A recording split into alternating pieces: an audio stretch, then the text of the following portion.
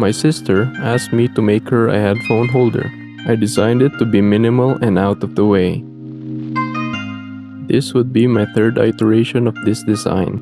This is my first one. Designed this with my brother when I was teaching him how to model. It works great, but it prints in two parts. Redesigned this in the next iteration to print as just one part. This is where I learned that the holder should not be wider than the foam. I had to trim the extra material for this one. Modeled it beside the second iteration as it has the same design but different dimensions. After that, sliced it, then upload to the print server for printing.